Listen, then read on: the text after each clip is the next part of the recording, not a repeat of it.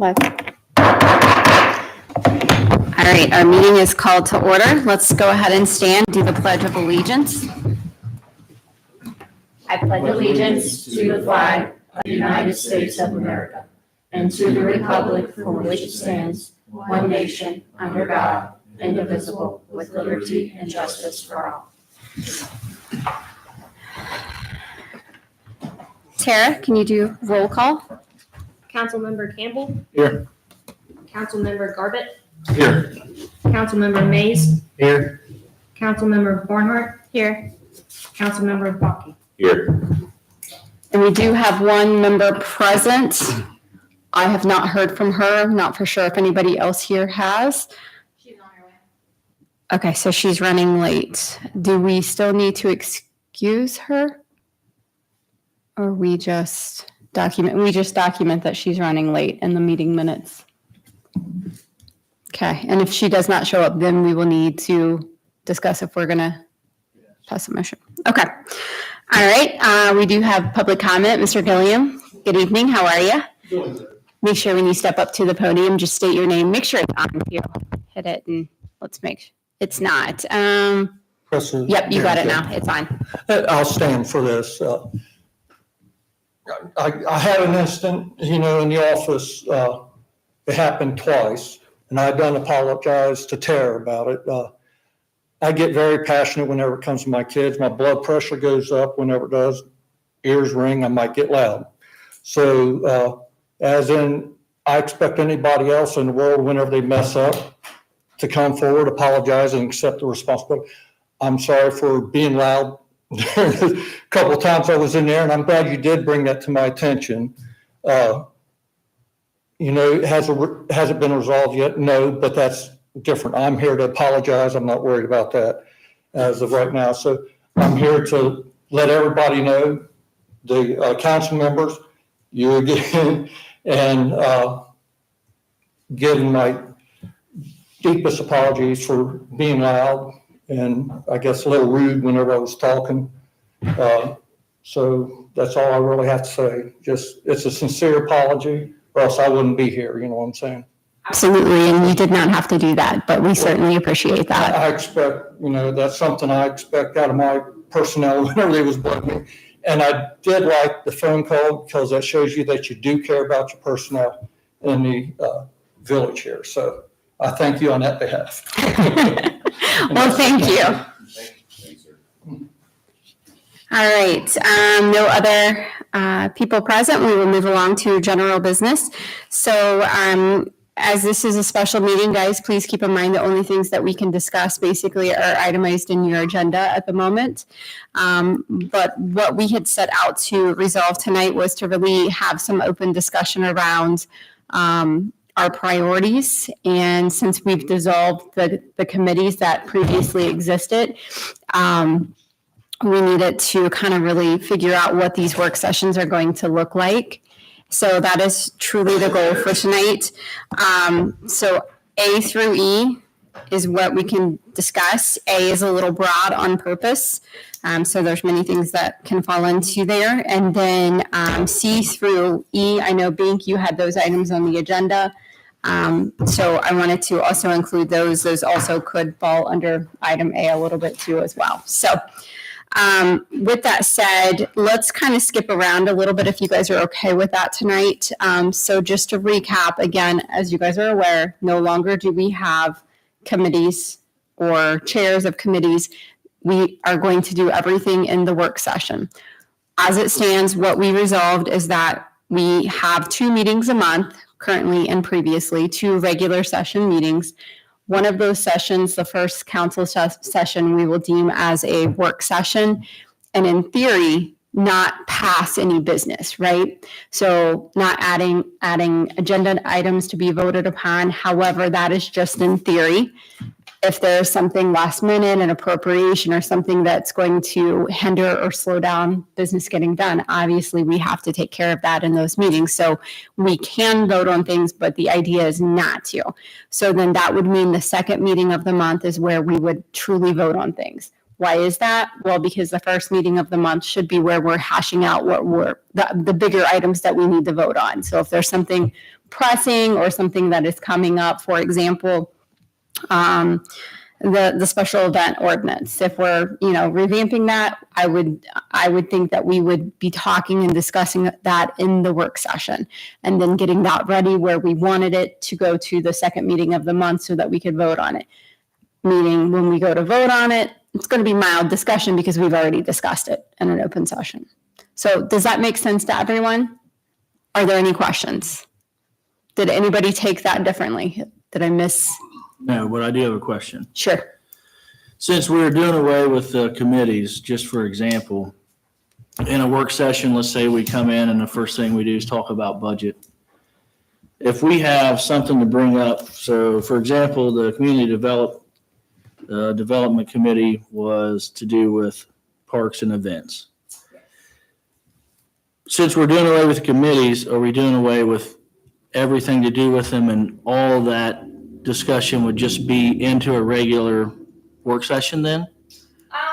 Yes and no, because what the ordinance did outline is that, and help me Tara, I forget the term, topic professionals. Yes. So the ordinance did outline for a topic professional, meaning one person is deemed kind of that go-to person on, let's say, the sidewalks, or I guess probably more broad CDC, but I'd like to really get away from CDC and because then we're kind of getting back to committees. Like I would rather just maybe deem some topic professionals in some capacity. I think we can keep them as categories, but not as committees. Yeah, right? I think you understand what I'm saying because I'm not saying it properly, I don't think. In some capacity, when we assign these topic professionals, let's be thinking that through. I really want to get away from, well, the CDC committee does that, or then Kelly is the topic professional of the CDC. Well, then, everybody goes to Kelly. Let's get away from being so territorial and bringing in just really, yes, you're going to be a professional. Maybe you lead the charge behind the scenes, but anybody and everybody can work and discuss on things so that it's more of a team. And then when we go to vote on things, nothing's a surprise, none of that. But if there's like a to-do, for example, bad example, but nuisance animal ordinance, Kelly, in my opinion, is leading the charge on that behind the scenes and working with, finding the licensed professional, those types of things I would expect out of a topic professional if that makes sense. Okay. What other questions? So if no other questions, let's skip to item B first of all. Let's just go ahead and talk about our topic professionals. I chose not to assign them. I just thought we could decide those in a group setting. We're all adults. So how many, Tara, do you remember? How many did the ordinance outline? Is it just one for each previous committee or did it? So, yes. Give me a second, guys. I'm looking here. Where is it? Dot. Oh, wait, that's No. the current committee. I think it's the next page. Right there. This? Yep. Okay, a member of of council shall be designated by the mayor to serve as a representative for matters involving community development, emergency services, HR, budget, and utilities. I believe budget and utilities would be one. And shall report on any matters that need to be brought to council's attention related to those areas at each work session. So let's go back. I'm just going to ask you guys if there's somebody that feels strongly about one of these categories. There's two people, we'll talk about it. But if you feel strongly that you want to be the topic professional for one of these categories, speak up. Could I have those categories again? Yep. Budget and what else? Budget and utilities, that's one. That's one. Okay. Human relations or HR, that's another one. Emergency services, 3, and community development. You're gonna write these down, right? And then you'll send me some So wait, that I can print out. I may have missed it. We're combining utilities and budget. Is that how we landed? Oh, no, No, it should No, be, those you're should be right. separate. Yep, so then there's 1, 2, 3, 4, 5. Good catch. So there's 5.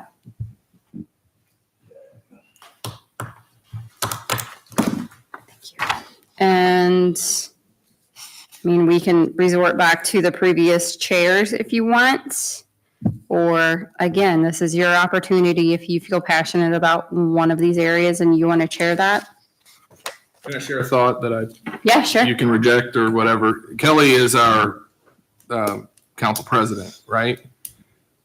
So if Kelly's our council president, would it make sense, since there's 5 other members, each one to be on one of those as the professional for each one of those, or one of those, and then Kelly can kind of coordinate that, and that way he maybe is kind of staying. And if when we leave, if we have to do an action item, like say I'm on community development, if there's like a to-do or an action item that I have to walk away with and take care of, or have an agenda item to Tara by Monday, maybe he's, instead of him researching these other things, he's making sure that we're staying on task with getting those things in. I mean, that's my proposal. It's up to you guys. How do you feel about that, Kelly? Yeah, I'm all right with it. I think the sense though is keep in mind as we move along, what we're going to find is everybody's working on everything in a sense and adding value. Yes, there are going to be some behind the scenes things like, for example, budget. If Greg's not here for a meeting and you need X, Y, and Z for the next meeting, I would expect that that would be something that you would work with Tara or you'd work with Greg directly and ask for, or Kelly, just to make sure that we have those items and keep us on task. I'm good with that though. So then what's that mean? Next steps. I mean, we could go with the others who are, I know Kelly was chair of a couple of different committees. We could have the other, I think, Mike, are you utilities? Mike could be utilities. I'm community development. Amber's HR, is that correct? Amber's HR. I mean, I'd be willing to do community development or whatever is needed. Who's going to be on budget? Let's start there. Brooklyn, you were on budget, right? Yeah. Yes, it was Mike, Brooklyn, and stuff. Okay.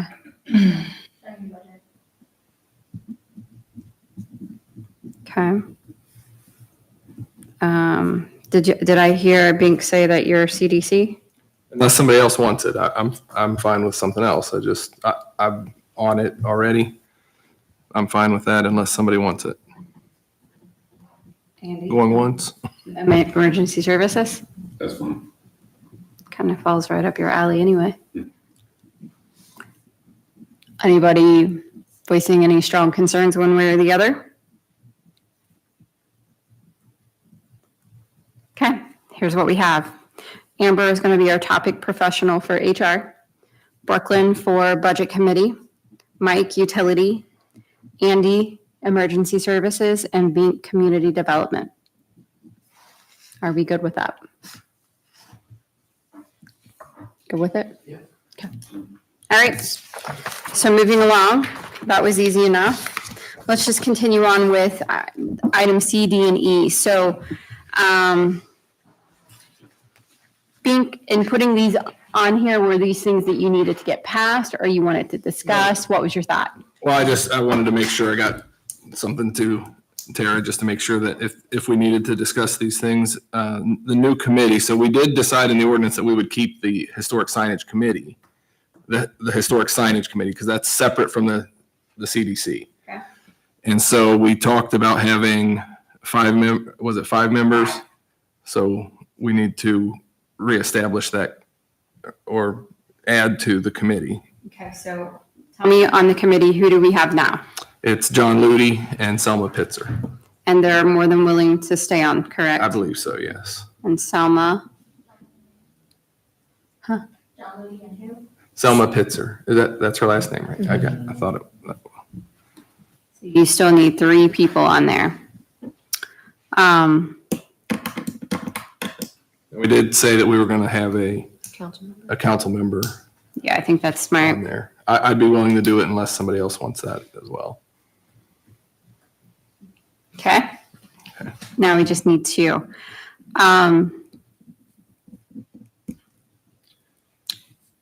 Those would be, you appoint them and then we would approve. And so I was thinking under this bullet point here that we would, at the next meeting, bring back nominees and or get them to you prior to Yes. the next meeting. And so anyone on the council can bring a nomination to the mayor, and then we can have a discussion and see who we end up with. And do you want to put it out there as well, that if someone wants to be on the committee, then we can advertise that as well, and they can submit or whatever. Yeah. So if somebody would want to be on the committee, then they can reach out to the village office, to myself, or any council member, and let us know that they're interested. Outside of that, if you guys have somebody that you think would be good for the committee, please let me know, so that if we can at least have that conversation with them, that they're willing, before we just bring them to council and nominate. Right. So we're gonna need 2 people, preferably, to nominate by next council meeting. And again, that's the Historic Sign Committee. Yes. All right, that's a takeaway. And that falls under CDC, so keep me squared up on that. So the 2 nominees, that's going to make 6? 6, no, I put Bink as one of the 5. You're one of the 5. But you're not going to put another council member on? Do you want another council member? No, I thought originally you said you wanted 2 council members. You do? No, we only want one on there. Okay. I believe that's the way Joe and I think it was worded at least one. at least one. Yeah, I was thinking for 2, but that's fine. So 1 council member and then 4 public. Any other questions on that? All right, new brochure, Bink? I gave you a copy of that. So my wife did this, and we just printed it on our printer. So we would have them printed. In going through which the next thing is the signage ordinance, we were looking at the old brochure that is given out when somebody starts a new business and starts their utilities and all of that. And it was extremely outdated. Several of the businesses didn't exist any longer. And so Rebecca Varney took all the photos for us, and then my wife put this together. So I don't know if we need to approve it or not. So I just wanted to present it and see if everyone on council's okay with this. And then we can get it to, I guess would you be printing it? Yes. Okay, so then we can just get it to Tara, and she can get some printed up and ready for distribution. Did I have a copy of it? Maybe. Did you make any changes to it? No, it's the same as that. Okay. So my thought is, if you could we talked about this in the CDC meeting, but if you could review, just make sure there's no spelling errors or anything that you see that, that's not necessary or anything like that. Maybe at the next one, then we determine to move forward with that. Yeah, there were some grammatical, so how would you like to get those? You want us just to give it to you after the fact? Yeah, Okay. yeah, we can always address those. Okay. So your goal for this is to approve it at the next meeting, or? Yeah, I'd like, we need to maybe see if it's something we need to approve. I don't know if it's necessarily something that needs to be approved, but if it does, then I'd say we should approve it at that next meeting.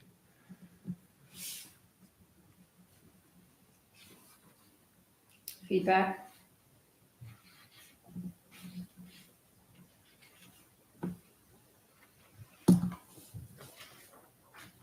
I would agree with that, especially if we're gonna have the new committee too. It'd probably be a good idea to let them, once we get that done, to let whoever's gonna be on that committee maybe take a look at it, and then we can obviously give Bing feedback between now and the next meeting as well. Okay, let's go with that plan. Let's make sure that we give Bing feedback on the brochure before next meeting, and then we look to get this finalized. I would highly suggest having Rebecca Verney professionally print this, so it's more of a slick, looks a little more professional once you get it all finished out, and then it's a pretty minimal cost. You know what I mean? I don't think we need too many. There's Yeah. not too many historic businesses going in the historic district regularly. Okay. All right. Are we good on that, guys? All right. Finalize historic district signage ordinance revision. Bink. And again, this is something that we were working on in the CDC, and this is the most, as far as I know, this is the most up-to-date copy that I have from what we were working on. And so my thought is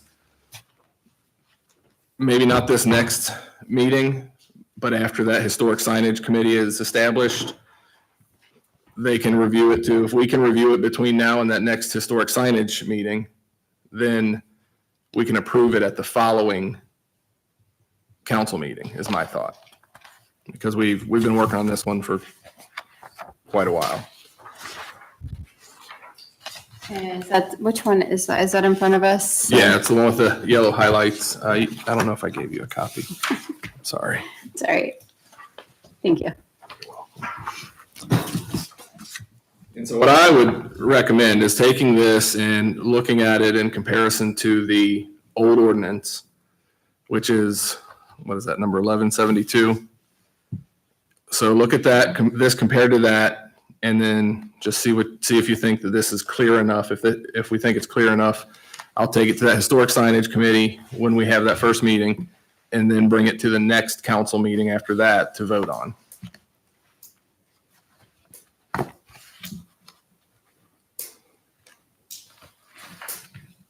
Okay. So then again, everybody needs to review this, compare it to the old one, provide any feedback. And then ultimately you'll be taking it to the historic sign committee. Any feedback, if you want to just email to me or you can give it to me in person, I will then kind of compile it all, make sure that it's all together. They'll review it, and then probably in our next work session, then we would look at it. And then at that I guess it would have to be at that next one if we're trying to hold to only passing legislation at the second meeting. So that's the process that I think we should follow to get this one done. Okay. Any questions? All right, pretty cut and dry. Special events ordinance. This is one that I know has been a headache for Kelly Jones, and so we've been trying to work through this. And when we came together at that last CDC meeting, and I believe we did discuss it as well in the regular session of council, we realized that we need to revise this because it's too restrictive and there's just too much going on in here, and there's too much muddy water in there as well. So we need. I just wanted to get this in our hands. This is, I don't want to put a whole bunch of homework on all of us, but it's something that we need to review and make sure is ready to go before we pass it, the revision.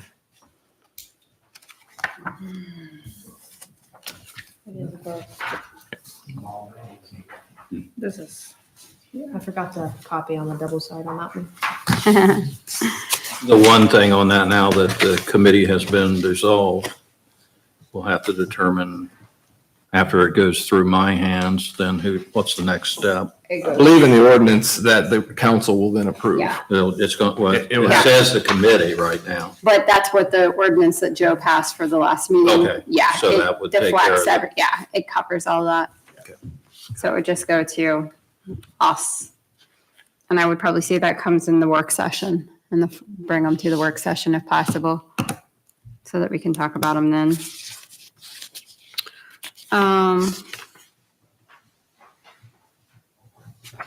So I guess basically on this one, again, it is homework because we need to get familiar with the policy and then suggest changes.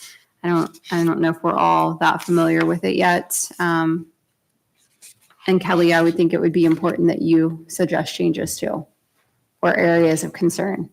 You want me to address it now, or? Sure.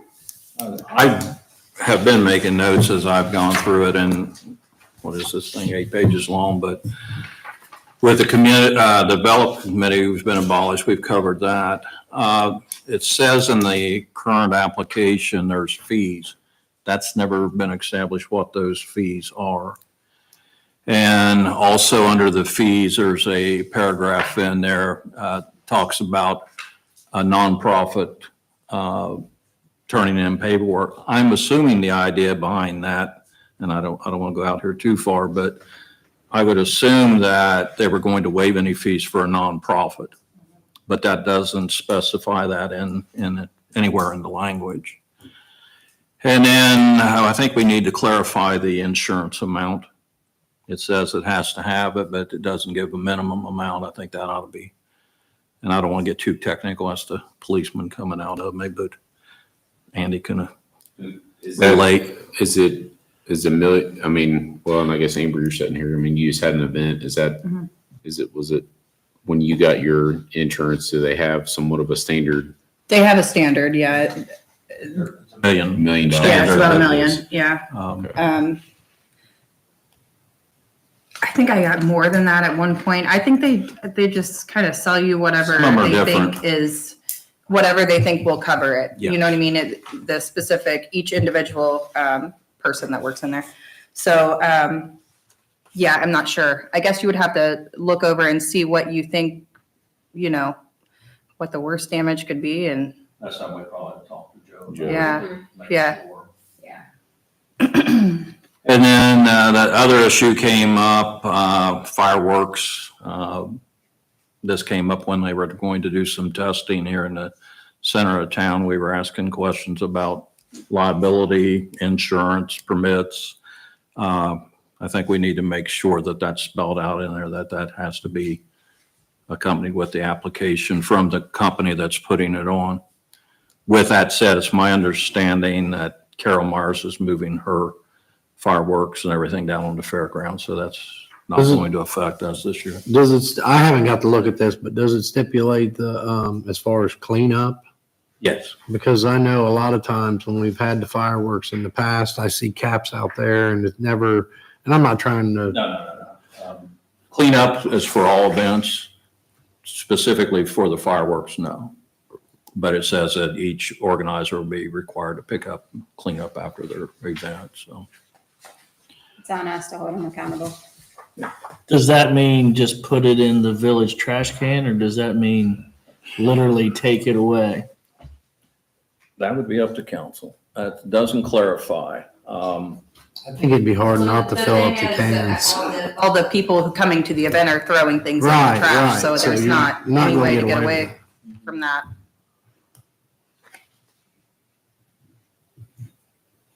We just make it so that it's grouped in one area, defined area for pickup on Monday by the village. Our guys, well, we picked up a few cans, and honestly, I don't know if they were empty or not, but they were up there around the square, and, our Oh, Rumpke was supposed workers to don't collect have it. any trouble with picking up as long as it's organized, not scattered everywhere. I mean, they went around and picked up after Amber's event, so. Well, there were 3 boxes of Rumpke boxes, yeah, that were left over. Rumpke was supposed to come back and grab those, and they did not, so. Now, the Beer Fest, that might be a whole different Whole ballgame. plan around trash for that. So, and then the other thing I think they need to clarify was, it's just something a lot of us don't have to worry about, but maybe an ADA type restroom facility for the events. It's not clarified in there, but I think that's something we need to take into consideration for all events. I also think we need to build out the road closure thing a little more, maybe a more of a checks and balance, so that the safety piece is in mind. No offense, Amber, but like it was kind of on Amber's, and I know you were told where to put the roadblocks, but like people were driving up and backing up, like it wasn't blocked at the right intersections to keep people from turning. Well, it was blocked there. They were coming all the way down and then backing into the parking lot and turning So around. it should have probably been blocked at Main Street by Main Street and the church, right in front of the church, so people couldn't turn at all. And then it probably should have been blocked down at Parker's, so people can't even drive up to it because Yeah, because that's, you the big run trucks the were coming risk all of the way down. somebody not really Right. seeing the barricade and then Right. barricading into the crowd. So in my opinion, there needs to be an extra checks in there, like one of us signs off on, where they're gonna barricade, just because if you don't do it enough, you don't realize the risk that, you know what I mean? Like, it definitely should have been blocked off at Parker's. And it's not just your event. I've seen it before. No, I mean, it was the fire department's, somebody from the fire department told me where to put it, so I didn't know. I think we should have more say-so in that. I came up with a street supervisor right after Ember's event, also right here at the church. If they turn and it's not blocked till the center of town, then they can go left or right.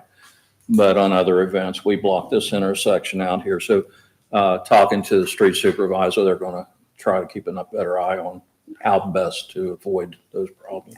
I just think we, especially, you know, and there's probably going to be new people that want to do events or new groups. And I think we should have a stronger input until people get comfortable with, you know, how to block, because again, that's just a true safety concern. Well, we have the parking right there in front of the church, so straight over here that you could actually get a sign made. It would say, event happening, no right turn. That way you would give, you know, so there's a few cheap options you can do for signage that would make it a lot better. Is that all you had? The only other issue is it talks about the security plan with the police and fire. And what I've been doing, and it's up to council how you want to address it, if you want to change it. I've just been asking the different organizers just to touch base with Chief Freeland and Chief Rocky to get their opinion on what's necessary. And I've just been asking the chiefs to send me an email with their response. It's been smaller events so far, so I don't know if you have something else in mind, the way you want to do that in the future or not. It's worked. It's, as long as I have something that, you know, that they've talked to the organizer, I mean, I'm fine with it if council is. We put a pretty good plan in place, especially with Freeland.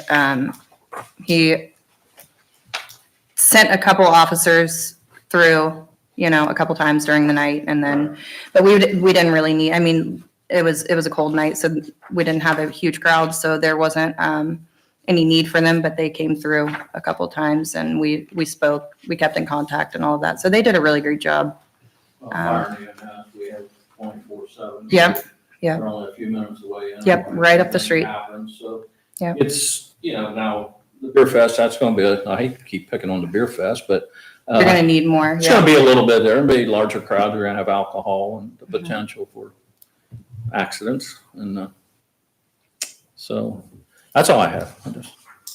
So are you suggesting that we make it more lenient or like not require as More much lenient. from our, I mean, as far as the security and safety services, do you think we should not put this extra piece on the police department and fire department unless we need to, or how I do think you? you have to have it because the larger events, you're going to have Yeah, possible crowd control and, you know, like fireworks. I mean, you know, it's scary when you're talking about setting fireworks in the center of town off, and you definitely want to have police. And if you have a firework accident, you'd want EMTs there immediately, not 2 or 3 minutes away. So. And two, for them to build out their calendars and schedules, you know, it would be nice for them to know when these events are in case they want to put extra staffing on for something, just to be safe. So I think those conversations probably need to happen.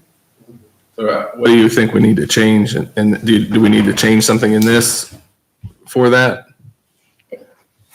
Right now, I don't know. I think it's covered. It's just, I mean, the form is in there on what the applicant would be requesting. And there's also provisions in there if there's an extra expense, it's the organizer's responsibility to take care of those fees. Now, you know, how that's going to, I don't know if that's paid separately or if that has to be, and I'll take it back to the mayor on this one. Everything goes through, if they use the police department, doesn't it have to go through the village? Didn't that change? They have to, if they contract with the police department, they, you know, if Rob would deem that they need police on duty for the event, then they would have to pay that fee to have those police on It duty. says in advance, so that's Yeah. kind of a juggling act too, because you don't know how long Mhm. some of the police would be needed, so. It's, again, as I said before, it's a work in progress. I mean, we just correct it as we go. Yeah, I think that's the main thing. It's kind of identifying. I mean, we definitely need to have it. It's just, how stringent, how narrow does it need to be in some areas? Some areas it does need to be very stringent. I think probably just kind of listening to what Kelly said, reviewing for what you read and your takeaways, and then we can work to modify it to where we want it to be. Any other questions? Yes, I have one. Who pays for the extra police or EMS The organization. If it's deemed that it's needed. If it's needed. That's something that we revamped a year and a half ago. For the fair, because they were just using and we don't, things like that, we want to make sure that we're planning in advance for and. We actually had a village employee, other than the police and fire, that worked, I believe, the Beer Fest. And he was paid for being there all day to assist with different things, so. Yeah, we actually, a couple of days we had. So there are those events that you're going to need extra help. Yeah. So Mike and Amber, and I know the mayor puts on the beer fest. Is there anything that instantly you guys are you don't think it works well, or you would like to see change? Because this is way out of my wheelhouse. I'm just curious. And I know you guys are experienced. Number one, I don't really understand why we've put in there that there is a fee. What is that fee going toward? We don't want to deter people from having these free events for the community, so that, I feel like that should be changed, in my opinion. That was one of the things. I think all of the safety things were really, the safety concerns are a must. We can't take those out. And then, but yeah, the fee was one. But I think there was a few others, but I'll have to go over the other one where So the fee, what does that mean? Is there a certain dollar amount just to have an well, event? that's the thing. There isn't a dollar amount. It just says that there's a specific fee that you have to pay, and then there's no dollar amount. So you're I would suggest just taking that all the way out of there Zero fee? because, yeah. I think the main component, I agree, there's not, I don't feel like we have to explain why we need a fee.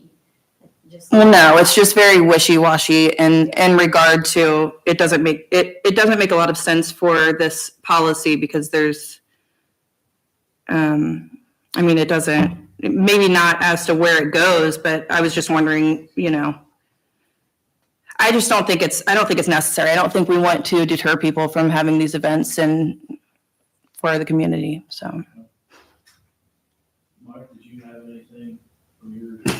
Because there's enough hoops, right? Yeah, there's a lot. That's basically what I was going to say too, as far as, the fees. And what do you put on it? $5, $100, $500? It's just one more hoop to jump through when you're doing all of that extra work to put the activity together for the community in the first place. Carly, she's saying we have the yard sale permits that are, go ahead, you explain that. So we have the yard sale permits and that's for a weekend for $5. Mhm. But we've been using those same yard sale permits for special events. Mhm. So why not make it just the same price?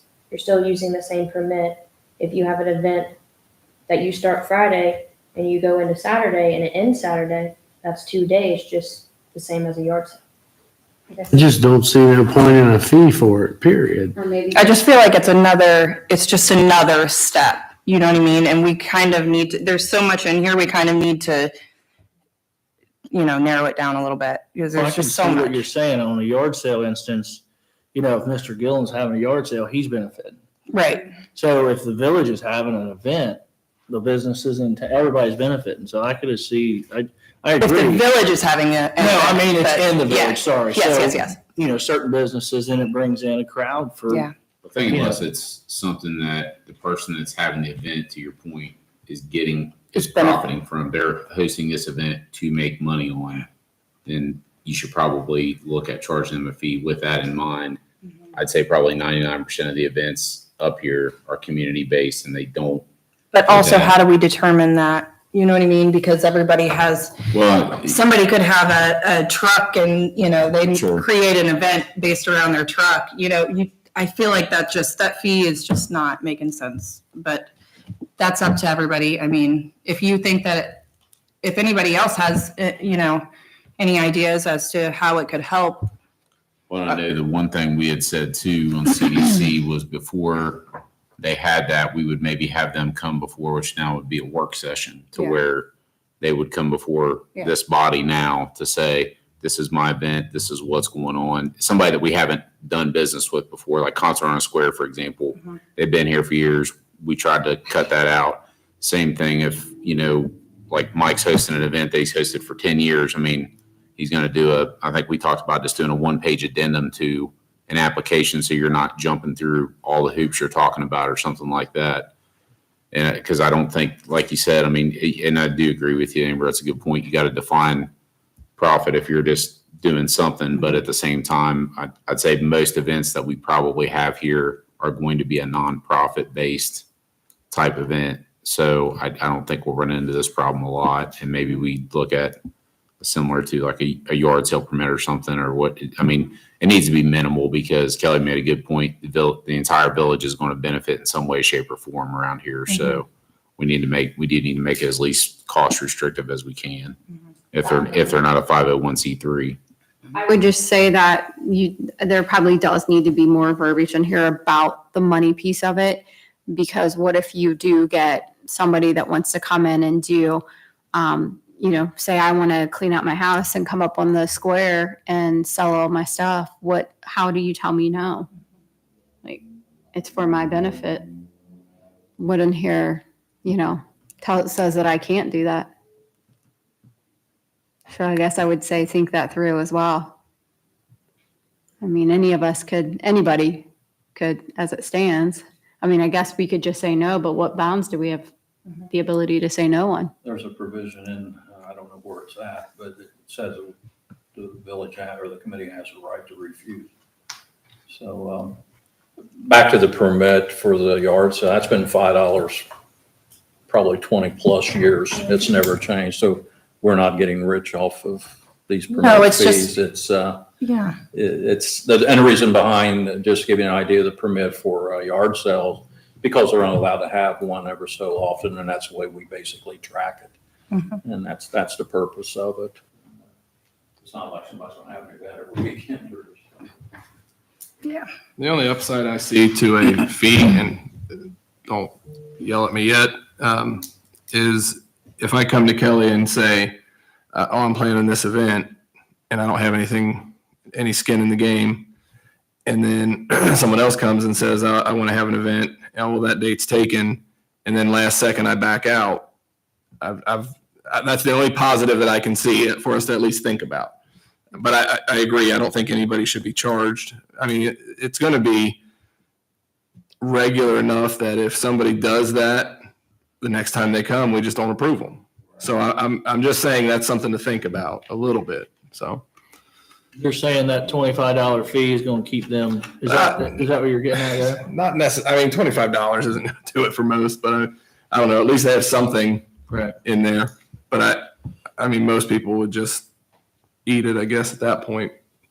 But, and then we also have, I mean, we are paying the village administrator to take care of some of these pieces as well. I mean, that's part of the, when we get, That was refundable if, everything was cleaned up and everything. see, I'd be comfortable with that. Yeah, It's a like deposit. like a fee to reserve that date for their event. And then if everything goes well, there's no issues, like everything's cleaned up and gone according to policy, then it's something that we refund, and if they leave like the town a disaster, then, Honestly, though, I just think sometimes we overthink things, and I don't mean to be smart aleck, but truly, most of the people that I've seen, from Kelly to Amber to, Carol Myers to even myself, I think that, well, or even Kelly jumping in and, just different ones jumping in to help. I honestly don't think you're going to find somebody that has the kind of heart that wants to put something together and then don't want to follow through with it. I mean, that's kind of a lot to put on yourself. So if you're doing something like that, you're not going, I just don't think we're going to run into those people that wouldn't do the right thing. Maybe I'm wrong, but we spent a lot of time out there picking up that night after, and we had a good time. It wasn't that big of a deal. It was nice, clean the town up. It was great having the event, and it's kind of a overwhelming thing to do, but it's the happiness that it creates from all the people you see. You clean it up 50 more times. Well worth you know it. what I'm Yes, saying? so much worth So I just think sometimes we overthink them things. I mean, if you guys want to put a deposit down or expect a deposit and then, whatever, that's fine. But I think sometimes I just don't know that it's necessary. It's just having more stuff. And just- having insurance. It's kind of like the whole sign committee thing. I think there's, to a degree, importance there. But as a business owner, I really feel like it's exerting our authority that has been given to us by the people over the people that have bought these buildings and invested their money and try to do the right thing to keep the business in the community. And I've seen a lot worse happen with businesses in a year or two that didn't make it than some of these businesses that have been on the square for years. I mean, just my little business has been on a square for 15 years, and I worked hard to pay for it. So sitting here as a citizen of the town, as a business owner, and I look at this page that's telling me that somebody else gets to dictate that's never had a business, or maybe they have had multiple businesses. I don't know. But I just feel like I pay a lot in taxes for that building. I pay a lot to keep the maintenance on it. And then a committee comes in and again, I don't want to sound mean. I'm just, that's my feeling because, it's kind of like, what's going on our square? You've got people that's willing to do something, and here we're going to say, well, we're going to have to create a committee because we just got to have our hands in it. And I think we do need our hands into it to a degree, but I think that you got to be careful of the line you step over, because you might not, then people that are doing these activities might just say, you know what? Right. Get the input from everybody on the group and get this where it's kind of more massaged and we can all agree on it. So I think probably the biggest takeaway here is to review it, add your comments, put ideas behind what you think it should say, what it shouldn't say. I think the overall effort is to make it a little more lenient. So to Mike's point, we're not deterring people. Again, that's my take on it, but that may not be your take. And then when we come to the next meeting, then we can really kind of put all of our comments together and then decide what we want this to look like. So this could, next meeting could take a good hour of our time kind of going through it, but probably an hour that's well worth it. I apologize if I've hurt anybody's feelings. I just want to be very assertive to the fact that when I came on board to do this for the community, I did it to serve the community. And I don't really want to step on anybody's toes, in the community. So I just want to see more activities happen on the square. I really have been racking my brain. What can I do for the summer to fill a place in? Because there's a lot of kids that won't get to go nowhere this year that's in this community. And if we don't step up and do stuff like that and spend more time on how do we create that event and make it happen, and we spend more time on rules and regulations, which they are important. There's Some some. that are important in there, Mike. I know. There's some. Oh, For yeah. sure. Oh, But I think we just need to decide what's important, what we need, and how we scale this to make it what we really want it. I Yes, think that's Pete? the point, is we're trying to make this less restrictive. Yes. And that's the we point. don't want every activity to have to jump through a ton of hoops to do something, because they Right. will stop. Yeah. We know that. But I'd like to hit on Brooklyn's point. You know, it's the same scenario. If you go and rent a house for a week in Florida, you put a deposit down, and if you don't tear it up, then they don't charge you for it. So I can see it both ways for sure. But then the committee, I mean, you kind of go off a gut feeling and trust, basically. You know, you're not calling everybody up. Somebody's going to tear it up. But that was a good point. I didn't think of it until she said it, but that made sense to me, because every time I go to rent a place, I got to put a deposit down for that. So Well, It's- whenever we've rented like the church for an event, then you put down a deposit, and then whenever you return the key and, you know, everything was, you know, the carpet wasn't ripped up or whatever, then you just get the money back. So I don't know. Things to think about, guys. Yeah, for sure. So, Give it some thought and be prepared to discuss at the next meeting. Is that correct? The next meeting would still be a work session? yes. Yes, so we're gonna double up on work sessions. Yes, because it will be at the first of the month, correct? Okay, Yeah. yes, yep. So it's kind of No, good. no, no. We've got a meeting next Thursday. That should be, Oh, do we? that should be our legislative. Okay. Yeah. All right, you're right, I'm wrong. Thank you, B. Okay, so that was special events ordinance. The nuisance property, I believe that was a Joe topic. I think we will save that for, honestly, I can't even remember what he wanted to discuss. There was a couple of nuisance. Yeah, there was. That would be in the a few. legislative meeting, so that will be next week. Yes. To tie on to the work session versus regular council. Yes. To clarify for myself and for these two, did we decide the first of the month work session will be at 6? Yes, we did. Is that what was? okay. Yes, And the regular will still be at 7, correct? yes. Okay.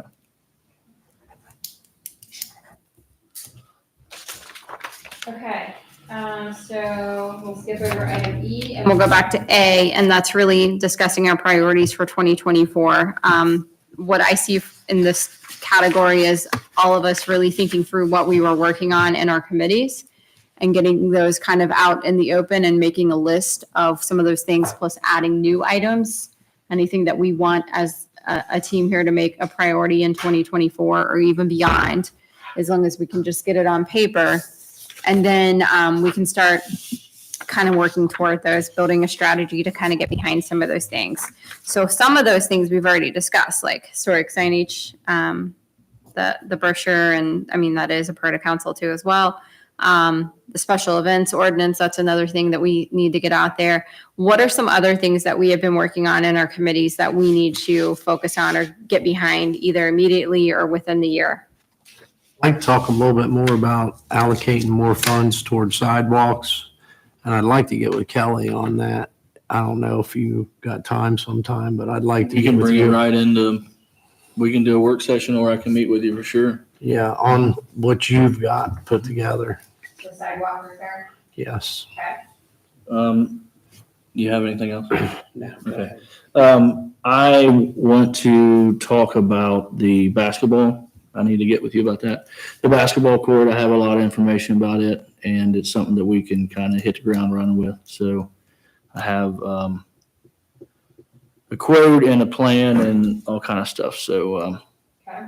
I've talked to some ex-council members that was involved with it. I've talked to several different people. I'm going to get with Kelly. We're going to finalize a few things, and then so that's going to be something that we need to get right on so we can try to get this thing ready for summertime. Okay. Got that. Also on that, I don't know if these would work or not, but the Alberta Reed is getting ready to get rid of the basketball rims in their gymnasium and the backstops. And I don't know if we can use them for anything, but they're really nice. I don't know if you, when you were looking at finishing that pavement or redoing that pavement, if you were going to try to do anything with them or not, or just paint them, and which would be good too, I think. Paint them and put new nets on. Okay. One thing, and I've talked about it a lot. I know I've talked to Kelly James about some, and Structure Point's been working on getting our infrastructure prepared and doing some grants, but I think that still has to be a primary focus. I asked Greg for the fund balances from 22 and 23, and based on what it seems like, and this is going to be more in Kelly's wheelhouse, but if we're looking at a $30 million overhaul of everything in a 10-year span, it seems like we have monies to start making small improvements each year, maybe upwards of up to $1 million a year over a 10-year period from our coffers, maybe trying to seek out the other 20 million from other grants entities, and I'm not saying the $1 million needs to be committed to, but that's something that we have got to keep driving forward. I mean, I know we've got some grants and hopefully we'll get some more this year, but our electrical grid is obviously in dire need of repair. The water line improvement where we had to, right now, I guess we're cutting off, I think at Chardell instead of going all the way on up to the high school is a little concerning because you have a high school to the left and a very large subdivision on the right. So making sure that that is where it needs to be. So I think that definitely still has to kind of be in the forefront. We have to, as a group, look at the possibility of we may have to spend $500,000 or $1 million a year over over a 10-year period, but it's an investment in our town because if we don't start really getting this done, what's going to happen is it's going to get to the point where we can't afford to fix it. And then we're just going to be another, has-been town, for lack of a better word. So Did everybody get a copy of this nice binder? Everybody has that? Bink, do you have this? You did not? Who did these? Great, I think. Greg Brown. Did you get one, Amber? No, I got one from his. I did. Yeah, so Bink's the only one that needs one. Okay, making a note of that. Okay. Yeah, it's definitely a tree, but it's worth it to read through. So this is the result of the 2-year survey from American Structure Point. Okay. Kind of alluding to what Andy was saying. We've got to get behind that and figure out what our plan is. Are we allocating money every year to certain work? We've got to really get a strong plan in place along with grants and whatnot. So I wrote that down. What else? Whose responsibility is the, in between Taco Bell and McDonald's, that pavement there? So is it private? So it's whoever owns Pomida. So there's nothing, we can't force them to fix that? There's been a lot of people it's wrecking our car. It's It's, there's some changes that are coming in there. Okay. And that's a part of it. okay. Private. Well, I knew that, but I didn't know how think you far can- in advance that's going to be. It's going to be later on in the summer. Oh, is it? Okay, good. Yeah. Good. That's good news. Also, I had mentioned this to Kelly a couple of times, and I can't remember if I mentioned to anybody else, but Mr. Ludi, he's a teacher. I think everybody probably knows him in here. There's a road over there behind his house, and I'd like to see if you guys would consider us changing that road name to like Ludi Lane. He's been a wonderful part of our community, did a lot of things in our community. He's getting up in age, owns most of that block over there. Just a wonderful all-around guy. I'd like to see if you guys would consider, I'll even pay for the sign, okay? If it costs the town for the sign to change the name on the sign, I'll gladly pay for it. But I'd like for us to see if we could, if it needs discussion, if you know Mr. Ludi, you know, he's a wonderful guy. So, I added it to the list, okay. so we can vet that out maybe in the next work session. Yeah. All right, what else are priorities? What are other items inside of your Committees that you were discussing or intending to discuss that we need to make sure is on the radar? We were talking about a 5-year plan for the park, and we really had just started preliminary discussions about what to do with that additional land behind or at the park there. So we had some suggestions. I don't know if we want to entertain different ideas that people might have. One suggestion I know, and I've mentioned before, was a disc golf. And from what I understand, and I'm going to talk to Jeremy Varner about this, is it's very minimal cost.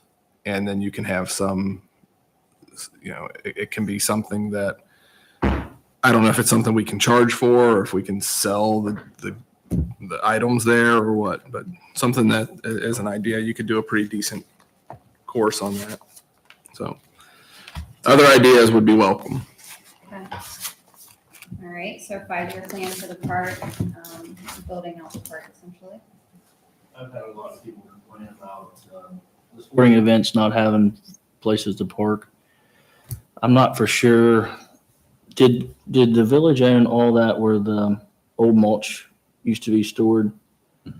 So there is enough real estate if it was voted on and if you had enough money to build another parking lot back there or add to that one. I know there's trees. It's a big ordeal, but I'm not gonna age myself, and it was long before me, but that used to be a dump.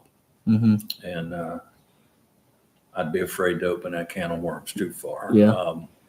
With that said, you've been in the business long enough, you can cover about anything up. There's always that possibility, but it's pretty soft, pretty swampy in there. well, I know if you were to go the other direction, I know you'd have to take down a lot of trees. Anybody that's been to the back of the park or the front of the park, I mean, you know that.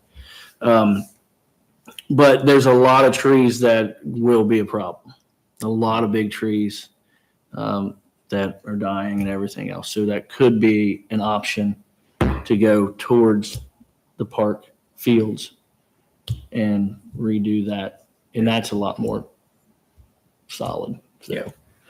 just something to think about. I think we're going to have to, when I was on council years ago, we went through and walked the park and kind of got an idea and we cut a few trees. So that probably might be on your radar. And a lot of poison ivy and stuff around the walk pass. I remember that was brought up before when we were back there. All right. Keep going. I know there was a lot more that we were discussing. While we're on the park, the money that was donated and then the money from Beer Fest, if we can maybe make that a priority to get something, a small toddler playground or whatever we can get in there. Yeah, there's probably what we figured, at least 25,000. I think so. Idle. Yeah.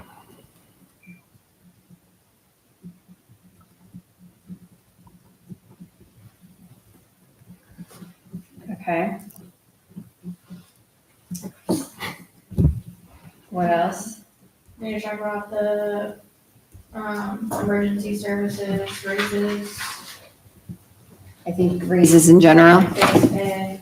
So, police came to one of our meetings in the last couple months, looking at their pay scales, possibly wanting raises. But in general, the pay scale needs to be reviewed. And that was a work in progress because we had increased police and fire over the last couple of years, but we hadn't made it through all the departments to do any type of shoring up on their pay scales. So past due there on that. If we deem that a project, but I'm putting that on there. Also merit versus step. Remember we had some discussion around, are we doing merit pools going forward or are we going back to step increases? So that really needs to be debated. Part of that pay scale review was also shoring up job titles and all of that stuff to go along. There were some modifications that were suggested by some of the department heads and kind of massaging things just a little bit. I do remember that. And then keep in the back of your mind, early last year, we had a meeting about the insurance, how we're just barely getting by with, we're probably going to have to do something. It may not be free much longer. How, and I guess that's a question to down the road, or how often are we quoting that? Are we putting that out for multiple days? Yearly. And the reason I ask is that, and I probably brought this up once before, was I know that we had a gentleman come in and quoted part of departments that were federally funded versus county funded where I work. And he actually was able to get better, and he just did dental and vision. He got them better dental and vision coverage that was cheaper than the county was able to provide for them. So I think that's something. The other thing I think we got to make sure with the insurance, and I don't disagree with you about, is that you also have to look as if we're offering that to these people as an incentive that you're getting free health care, and you take that away. Are you going to compensate them according to their pay? Because that's coming out. So that's something I guess we got to kind of. Yeah, that's. You know, just quick math, if I remember right, just to give you guys a real rough idea, single plan's $8,400 a year. A family and spouse was like 26. the family plan was 26.8 or something. And then like an employee and spouse or employee and child was, I think it was in the 12 or something range. So there's a lot of money that the village pays per employee as a total number when we take in that hourly rate. One thing I'll tell you, and they did this for a while at the county and got away from it, but it did benefit them in that regard, was if your spouse, let's say your wife, was able to get insurance, they would give you a stipend. Obviously, it's not going to be They do what you're here. paid, you know, They do but here. that was something that was incentivized. It's $5,000 for a family or $2,500 for a single here. That's good. They got away from that. I don't know why, because that actually saved them money, to be honest with you, Right. for a while. So Okay. Anybody think of anything else? What were we, utility, Mike, sidewalks and utility, what else? Hey, can I cut you off real quick? Yeah. Just so everybody understands, this merit versus step. So I know a lot of the street workers, and this has been a big topic because I'll kind of pick their brain here and there. So this one's kind of a big deal. So once we start getting into this, we probably need to, really focus on what we think is the way we want to go. Get it right. Does everybody understand what the merit versus, how it works here? Okay. Because I did not. I don't understand how that works, truthfully. Okay, so Mayor, you want to touch on this since, Merit is, essentially corporate America. It is, you make $25,000 a year. Your boss decides to give you a 2% increase that year. You get a 2% increase for your performance. So it's based on your performance. You're a good employee. You've done, everything that we've asked, blah, blah, blah. Opposite, you're an employee that has opportunity to improve. You may not get an increase. Okay. So that's merit in a nutshell. We do it as a pool. We give the supervisors the ability to decide how much they give each of their employees. So it's all based on performance. You may have an employee that is, doing excellent, and you really want to reward that employee. And you have an employee that's maybe a little sleepy some days and not always, pulling their full weight. Maybe you don't give them as much. So it kind of gives you the ability to kind of reward your employees based on their performance. That's merit. We went to that a couple years ago, maybe 3 now. It's been hard to get it's 50-50 actually. A couple of the department heads really, really enjoy it. A couple of them kind of are not adopting it or not adhering or maybe not fully understanding it. Then prior to that, they had steps, and basically that's a Kelly thing. Kelly, you can explain steps. They were very antiquated and hard to understand for somebody like me. But it was basically based on years of service. And they, like, for example, we had employees like the police department. I think they were on like a 7-year step.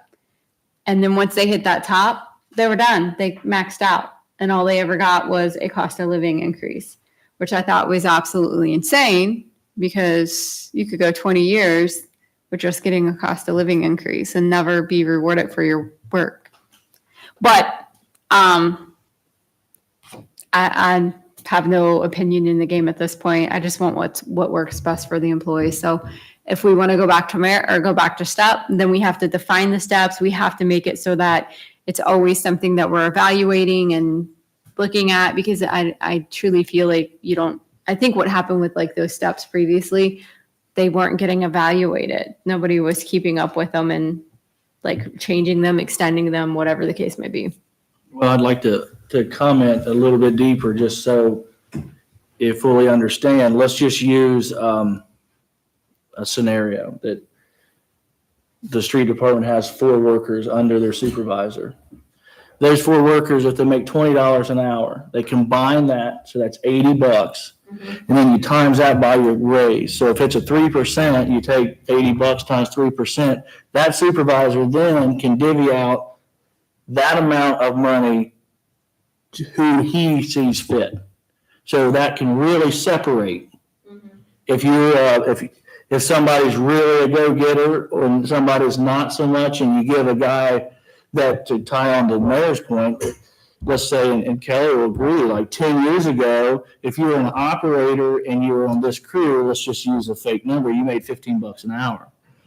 Well, the next time an operator comes up, you have 2 in your crew that's qualified the same amount. They should be making 15, but if you work a lot more, you could be making a lot more than the guy who is just going through the motions.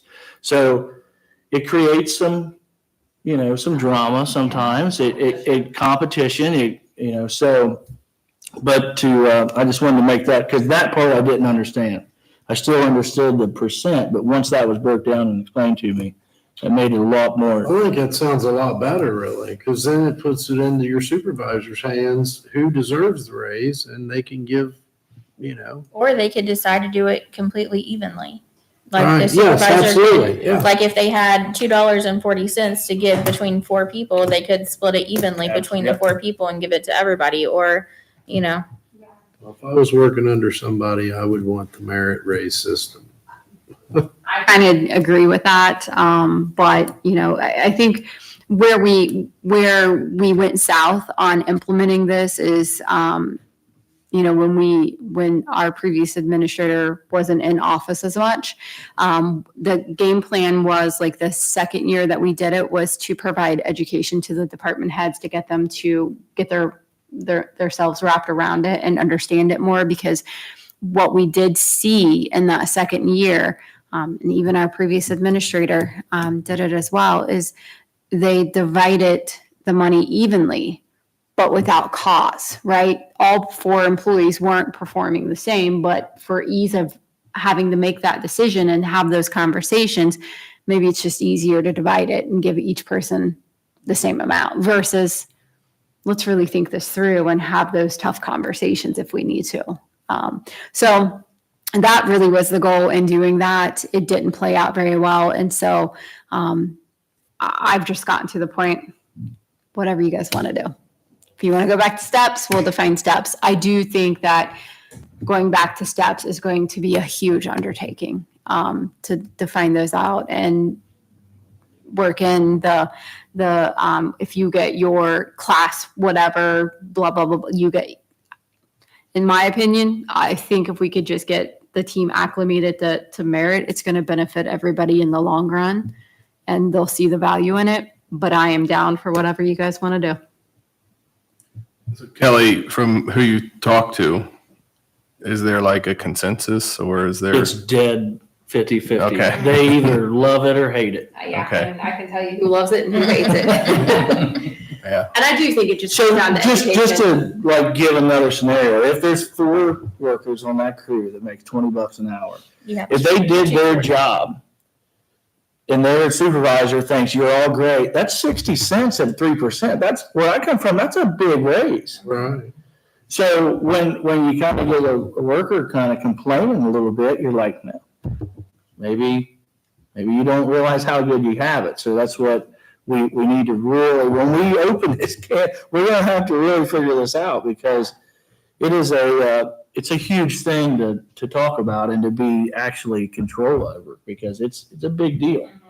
And when we do actually bring this to the forefront and talk about it in a work session, the other thing that we have to really get better at, and this is partly due to consistency in an administrator as well, is somebody's got to hold us accountable to every year in, say, February 1st, whenever that first meeting is, or whenever we, have our first legislation, we've got to define that merit pool, and we've got to stay consistent with, employees doing reviews and deadline for your review is XYZ. And we've got to get better at that, because it is the first year that we did it. We were pretty silent with making sure everybody got a review and it was done by this time and merit goes into effect this time. Last year, again, back to consistency, not an excuse, but when, you know, you don't have somebody there to make sure and remind you in February, this is what you need to do, then it kind of falls apart a little bit. So here we are in April and we just passed merit increase. And I find that very sad, not to anybody's fault here, but it's just not consistent. It's not fair. I wanted to ask, I guess, is because every department is different. And my only question would be is there a way to, based on the department, having steps versus merit depending on the avenue in which you work? And I use, emergency services, for example, police officers, if whatever you have a couple cases with a superior officer, fire EMS, but I always use police because it's an easier example where maybe you don't see eye to eye, or maybe you have to do the right thing and call your supervisor out on something they're doing incorrectly from a law enforcement standpoint. Are you going to be thinking in the back of your mind, I'm going to call out the person that decides if I get a raise versus I got 6 or 7 steps and I know as long as I do my job and I do the right thing and I get a good performance evaluation, I'm going to remain here on this level? Or am I going to be a little more hesitant depending, again, on the type of job that I have for the village? Am I going to be a little more hesitant to call something out because I know, Kelly, if you're my boss and I call you out and then it comes raise time and I made you look bad once or twice, or you and I had butted heads, am I going to get the short end of the stick on the raise when all I did was the right thing? And that's just, and I'm not saying that it's a one size fits all deal, because the step, to your point, the steps can reward people that don't pull their weight too. I mean, I've been a government employee a long time. Trust me, I've seen it. But I think we have to look at both sides, and maybe is there a hybrid where, certain departments are merit-based and certain departments are step-based, because that allows a little more flexibility in, the supervisors and how they look at things, and maybe our employees will feel more at ease on performance as well. So that's something, but I do agree 100% with you though on yearly performance evaluations need to be taking place, turned in, and we also need those for our supervisors as well. Yep. That's something very important. Agreed. Point well taken. I got merit versus step, insurance plans, pay scale review. What else? HR. My question would be, you see how long we just talked about this? Let's just use this for an example, that next work session, we're going to dive right in one of these days to this topic. Your opinion for that work session, is that what we're just going to, are we just going to try to just do one to tackle these things and get them done? I think that's my idea of what I think a work session should be, would be we can work through all this stuff faster by actually being able to discuss it, come up with a general yes or no, and then take it to the next council meeting. So my question would be, let's say that our second meeting from now will be a work session, right? So what is everybody's thought process? Are we thinking that we're going to do this work session with one or two of these topics, or are we just going to talk about all of them again? I mean, what's the plan? I think what we should do at the end of each work session is kind of identify for the next work session what we're going to discuss. That way we can be well prepared if there's papers, reports, whatever we want to see, to identify what we need to see for the next meeting and ask for that stuff to, again, be well prepared. So it's going to take us 3 months to at least touch on all of these items, unfortunately. But I think you could probably easily prioritize a couple of things for next meeting, plus Mike's Ludi Lane, plus the basketball court, Ludi Lane, and then 1 to 2 things other. And then that'll get us a good 3 hours next meeting. The other thing is we need to hold each other accountable to time. So if somebody's rambling or dragging something out, not that you guys would ramble, but, you know, we do need to be cognizant of time and really, you know, not sit here and hash things to the bitter end.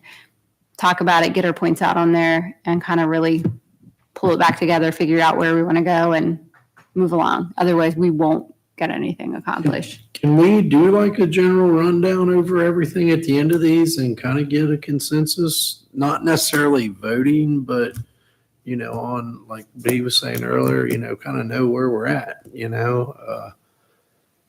Like, for example, the way we're going to give raises, are we going to give step raises? I mean, it's pretty clear what we talked about there. I mean, and what I've understood. So, you know, is that something that we would just go right into the next meeting and say, okay, so. No, I think it's important for you to see some of the documentation that we've looked at and things that we've reviewed from the past to really get caught up on some of the things that we found. You know, like I have. When will we get them then in the next? Well, that's part of it too, is like, we need to identify what we need, what we've looked at. Honestly, I don't think there's any topic on here unless it's Ludi Lane or Ludi Lane. I don't think there's any topic that any one of us have a fair amount of information on that we could be educated enough at this point to say, yes, I'm for that, or no, I'm not. Yes, I want to do merits versus no, I want to do STAP. Because there's a lot of discussion and you know, information that's gone into it. For example, prime example, pay scale review, job titles. We met with every department. We have individual notes from each department head telling us what they would like to see as we make this modification.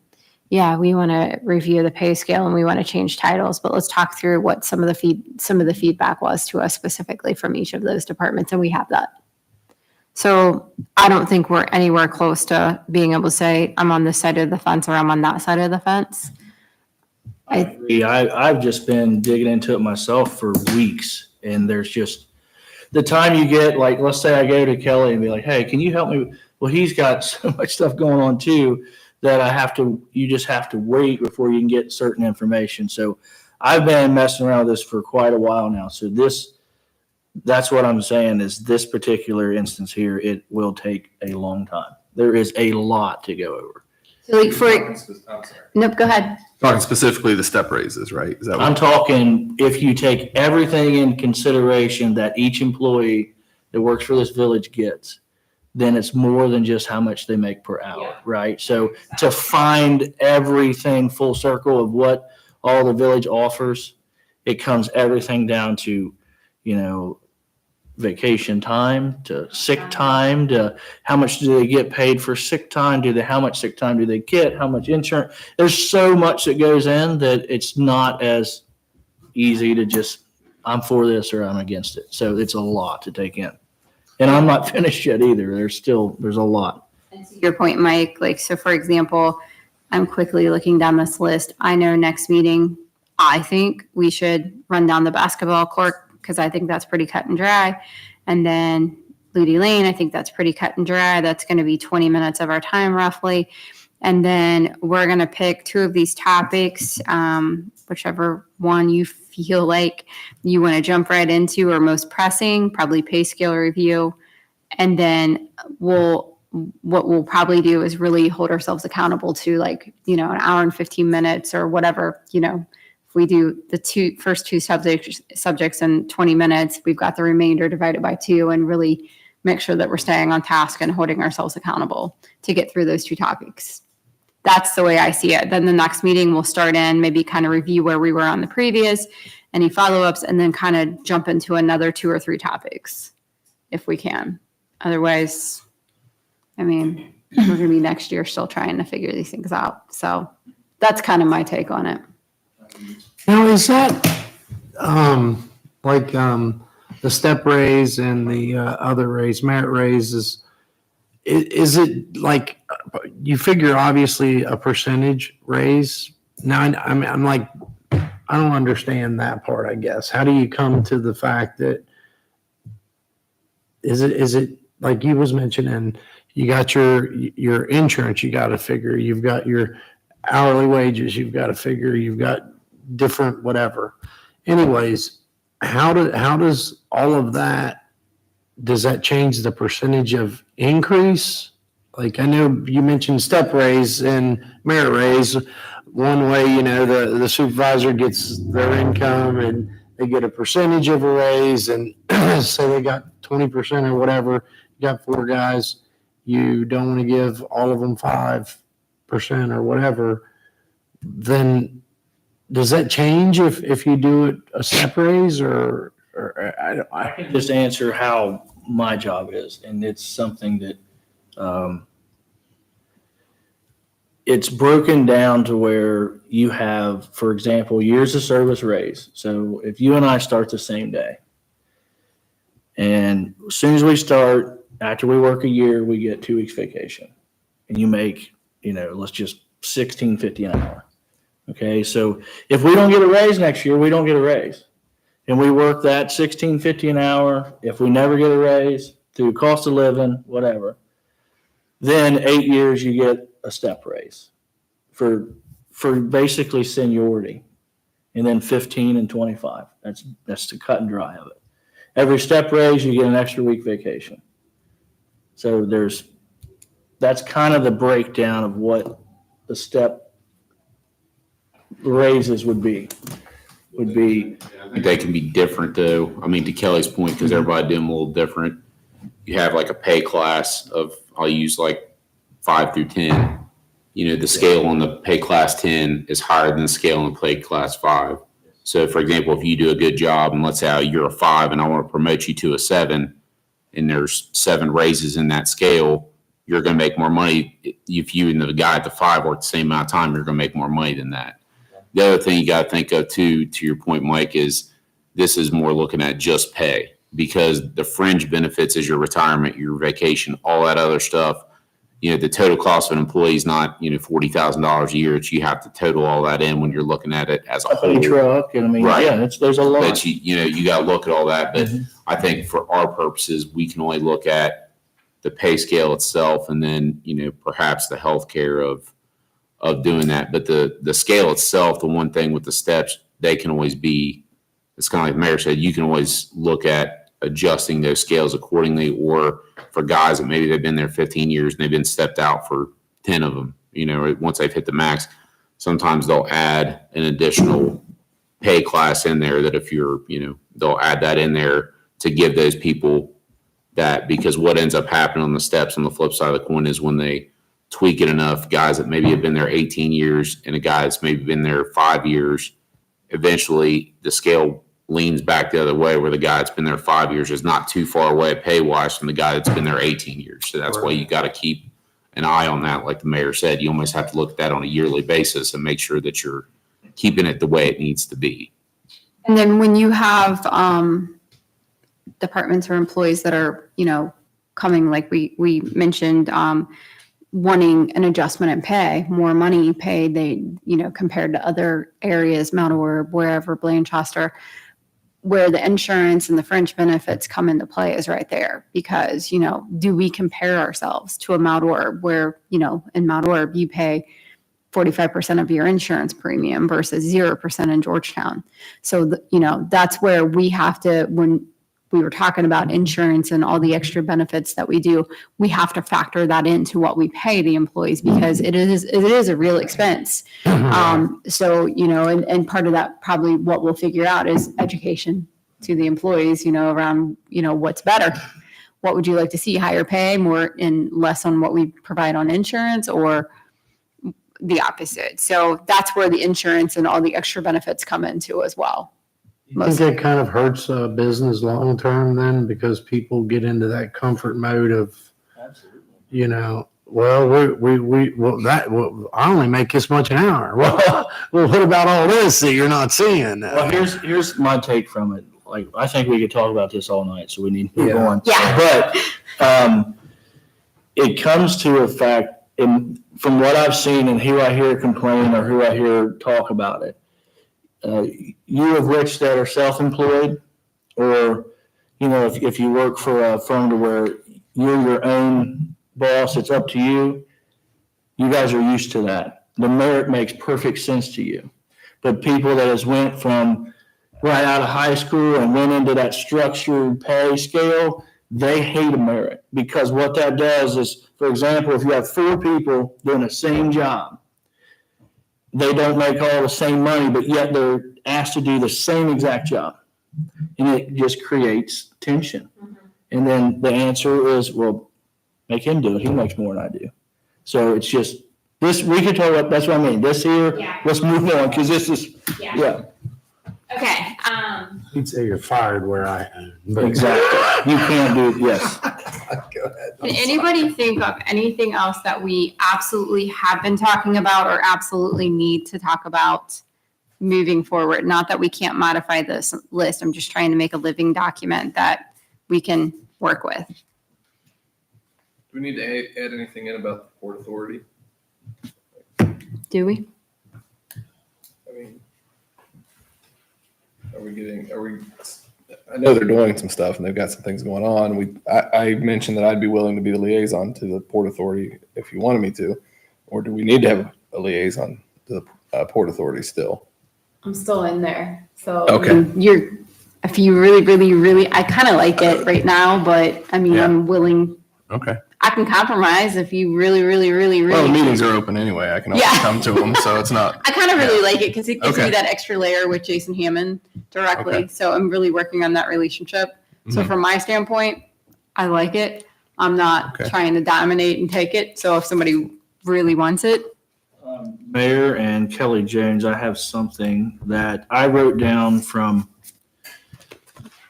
a while ago. I was talking to Jerry Cooper, and you know more about this than any of us here. Trying to think of what they call this. There's a fee if somebody uses our poll. And that fee, we can up that fee. So there's a term for it. Like in my world, if I go and I build a bridge and I have to move a telephone pole, there's a line hooked to it, right? And there's always an electric line and a utility line, whether it be AT&T or whatever. They pay a rider's fee is what we call them. I don't know that that's the correct term. Every telephone pole that Duke uses, it's not Duke owned, they have to pay dollar amount per month, per year, whatever. So it was brought up, and I had a figure in front of me, but I don't know where it's at now. But there might be something. because there's an electric ordinance that Jerry Cooper wanted revised. I don't think we ever finished that. Anybody recall? Is that part of that ordinance? Here, More than likely is in there. I have a copy of that. they call it on a my tariff. desk. I'm going to write this under one one category. Because that just did jog my memory. Jerry Cooper brought a full ordinance to us when we were doing the department head discussions and took the initiative to add his comments on what needed to be changed in it. And so I want to make sure with him doing that work, I want to make sure that we entertain what he wants changed. So we have that somewhere. It's somewhere. So in his language, he called it, they have a $10.62 attachment. We have a 2% annual factor built into our tariff agreement. So I think in his words is we could up that a little bit more. It was pretty fair game. That's what most people were doing. So we could look into that to possibly making a little bit more money. Okay, I wrote that down, that's something we need to look at. Anything else that comes to mind that needs to be added to this list? And again, it's not an all-encompassing, we can always add more, but I wanted to get the main topics out. Nothing that's added to it right now. Okay. So that is under the priorities that we're still working on. So under the priorities, we've listed like 9-10 things that we want to really jump into as we move forward with these work sessions. So let's just look at the agenda real quick. All right, so we've covered everything on the agenda. Keep in mind, it's a special meeting. So what are the things, again, under these priorities, what are the things that we want to address at the next work session? What do we want to start on? Let me get with Kelly Jones this coming week if he's going to be around. And then let's get the basketball court lined up and finished, because that would let Bink be able to tie his summertime park events in by using that court. So we can kind of get that thing That's all I have that I'm, We'll do Ludi Lane. Okay. All right. Do we want to jump in and do the playground equipment, the money that we have? You want that? I know you want that money spent. We can do that. Can we get a book or something to find equipment or? Yeah, I have. Okay. I'm still getting contact from the company that put the first in. are you calling that a toddler playground? Is that the correct term? That was kind of the first desire that had been voiced. And so we, at Lighthouse, that's when they were like, hey, we'll just give $15,000 towards it and see if we can make a dent in that. So And maybe it's not necessarily all new equipment. Maybe we all need to kind of do, I know I do. I need to go out there and scope it out. I haven't been to the playground forever. Maybe it's just upgrading because I have heard the slides broke. I know Dan was out there the other day and he had some comments. So maybe we just need to look at if there are areas that just need to be addressed around the playground that we can quickly address and spruce up. So make that a homework piece if you have time. Go out there. Okay, so there's 3 pretty quick items I think we can knock out within an hour. So then as far as, let's pick a bigger, something that we want to dive into a little larger. We've got the American Structure Point Plan, grant money, all that stuff.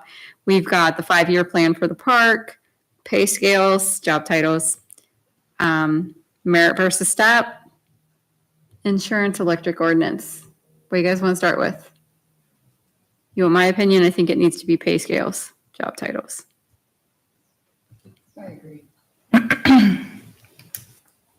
Just because I said that and got one person to agree. Because I mean, it has to be that I think it's overdue. way. Okay, I do too. Why don't we take those 4? Because I think when we dive into pay scale, you're going to see it overlaps to a couple other areas. So why don't we just take that as our 4th and final topic for what we plan to dig into. Again, these sessions are open to what you want to bring to the table as well. So we can always add something in there. Any other suggestions for the next meeting? Next meeting is legislation, never mind. Any suggestions for work session? Okay, let's do a quick roundtable or however long you want to take. Mike, you're first. I just want to take time to thank the electric company. They came out and moved some lines for us. We had to cut some trees down this week and they did a wonderful job and was right back there. Just phenomenal group of people. That's probably why it's very important for us to work on the pay scale. Other than that, I wanted to apologize to council for missing the last 2 council meetings. Had some really important things coming up at my house, and if I'd have known I'd have went through what I had to last week, I would have not missed the other one. So anyways, other than that, that's all I have. Right? Brooklyn? Nothing. Kelly Campbell? I have nothing. I'm sorry with my mic. Speak. Nothing, just the only thing I'd say is that Community Day at the school on April 27th from 11 to 3, I think. So if you want to come out that, I think it'll be a good time. All right. Amber? I have nothing right now. Andy Bucky? Nothing. Tara, anything for council? Nothing. Kelly? Anything for council? Nothing. Okay. It dawned on me just real quick to make sure what we need for next meeting. Kelly, you're in control of the basketball court, bringing that stuff to us. Ludi Lane, if you need to take any pictures or it might be a good I'll idea get the just to names of the road, blah, blah, blah. Yeah, How many houses? Yeah. houses, Yeah. homeowners, yes. Money for the playground equipment would just be, Kelly would be good to verify, that that money is set aside, the donation money and get the amount and the amount of the Beer Fest money contribution last year, 2023 Beer Fest contribution plus any donations, which I think is going to be around 24,000 total. That was specifically, you Yes. said Lighthouse at one time? Yeah, Lighthouse Thrift Teak in town, they gave a $15,000 check at, I think it was in March or April of last year. I do recall that. So it's probably sitting in a fund allocated somewhere. And then can bring us a book or something on some ideas or something, just so we have that just in Actually, I case. just got a brand new one in the other day. Do you know what the company name is? Not right on. I think there's a company in Cincinnati that does this for government entities. I just can't remember the name. It might also be value, Tom and Jeremiah, if they know of any necessary upgrades specific to that playground that like have to be done, you could ask them. Probably gonna be a lot. Okay, There hasn't been a lot of okay, attention. maintenance done to it since it was put in. So maybe that money might be more for sprucing maintenance. I don't know.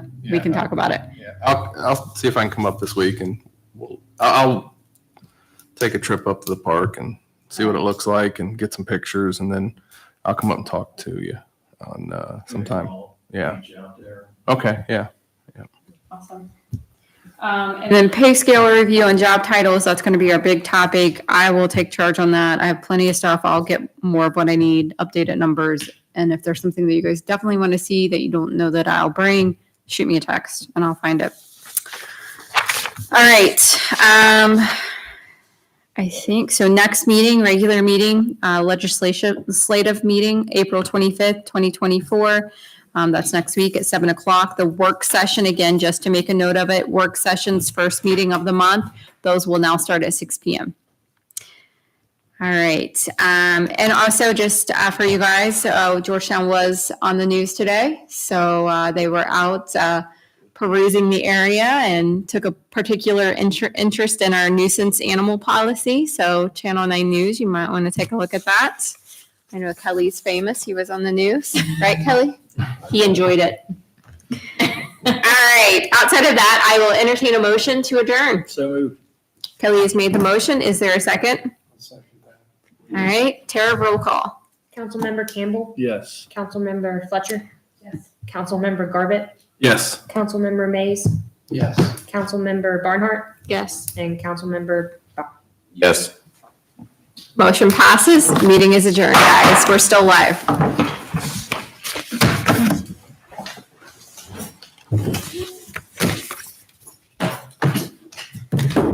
I like saying from the whole,